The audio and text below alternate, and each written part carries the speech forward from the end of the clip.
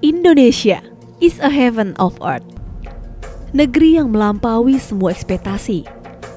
Gugusan pulaunya yang saling membentang dari sudut barat hingga sudut timur, di mana 2/3 luas lautan lebih besar daripada luas daratan, menjadi ciri khas sendiri bagi negara kepulauan terbesar kedua di dunia. Indonesia tanah air beta, pusaka abadi nan jaya. Sebagai negara yang berada pada perlintasan dua benua dan dua samudera, Indonesia termasuk negara yang rawan dari sisi keamanan laut, baik keamanan laut yang bersifat lokal, nasional maupun internasional. Begitu juga dengan keberadaan pulau-pulau kecil dan terluarnya, yang perlu mendapatkan perhatian karena menjadi tapal batas antar negara tetangga yang sama-sama penting. Menjaga pulau-pulau terdepan yang menjadi teras utama bagi wilayah Indonesia merupakan hal yang sangat penting dan menjadi kewajiban bagi seluruh warga negara Indonesia. Istilahnya saya udah ada jaminan. Hak saya di sini tidak ada yang bisa mengganggu-gugat, tidak ada yang istilah bisa mengusir saya. Alhamdulillah istilahnya saya nyaman berada di dalam rumah saya sendiri. Kalau seandainya nggak ada sertifikat, istilahnya saya berada di rumah tapi was-was, takut diusir sama orang lain karena aturan-aturan mereka. Jadi dengan adanya sertifikat, ada jaminan dari pemerintah, insya Allah ke depan kami merasa nyaman di pulau ini. Jadi alhamdulillah dengan adanya kami di sini, eksistensi kami di sini, pemerintah bisa melakukan semacam pembangunan dan sebagainya. Dan alhamdulillah Pulau Pelampung ini masih tetap bagian dari negara Kesatuan Republik Indonesia. Pemerintah Indonesia secara konsisten terus berupaya menjaga kedaulatan negara dengan melindungi pulau-pulau terluar Indonesia, memberdayakan masyarakat dalam rangka peningkatan kesejahteraan, serta melindungi kelestarian budaya Indonesia melalui sertifikasi tanah masyarakat yang dilakukan Kementerian ATR BPN. Kami bangga memang dengan pemerintah hari ini, yang di pesisir pun sudah bisa disertifikat semua. Jadi memang sekali lagi saya sebut, memang bangga memang Bu. Puas kami sebagai masyarakat puas. Jadi hak kita sebagai masyarakat tuh memang ada. Kita tinggal di suatu pulau ini, kita tidak mengaku-ngaku ini pulau kita. Sebagai negara kepulauan, budaya maritim pun menjadi bagian yang tak terpisahkan dari kehidupan masyarakat yang memiliki kearifan lokal dalam mengelola dan memanfaatkan sumber daya laut. Interaksi ini dimungkinkan karena kehidupan masyarakat yang bermukim di kawasan pesisir memang bergantung pada laut.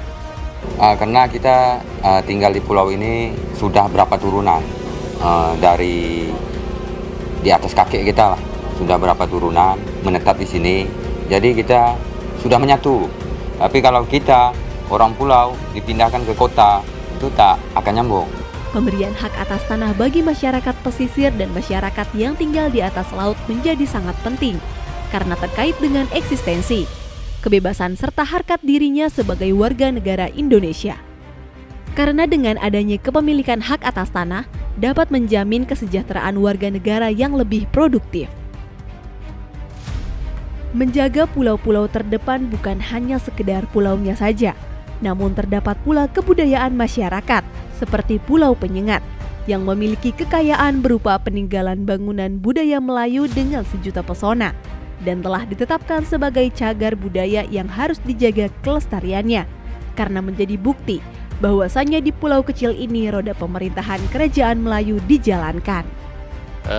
Kami sangat mengucapkan terima kasih kepada Bapak Presiden Republik Indonesia, kemudian Kementerian BPN, pemerintah Provinsi Kepulauan Riau dan Kota Tanjung Pinang dalam rangka menyelamatkan Pulau Penyengat, dalam rangka melindungi Pulau Penyengat tempat yang bersejarah ini, dalam hal menerbitkan sertifikat kepemilikan bagi masyarakat dan juga tempat-tempat cagar budaya untuk dilindungi.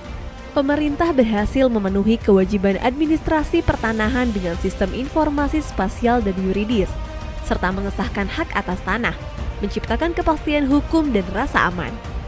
Hingga 17 Agustus 2023, lebih dari 106 juta dari target 126 juta bidang tanah terdaftar di Indonesia, melalui skema seperti pendaftaran tanah sistematis lengkap, redistribusi, dan lainnya. Meski demikian, untuk mencapai legalisasi hak atas tanah di seluruh Indonesia pada tahun 2024, perlu mengatasi 4 masalah utama, termasuk legalisasi tanah di wilayah pesisir, penyelesaian konflik agraria pada aset negara, tanah transmigrasi dan redistribusi tanah dari pelepasan kawasan hutan.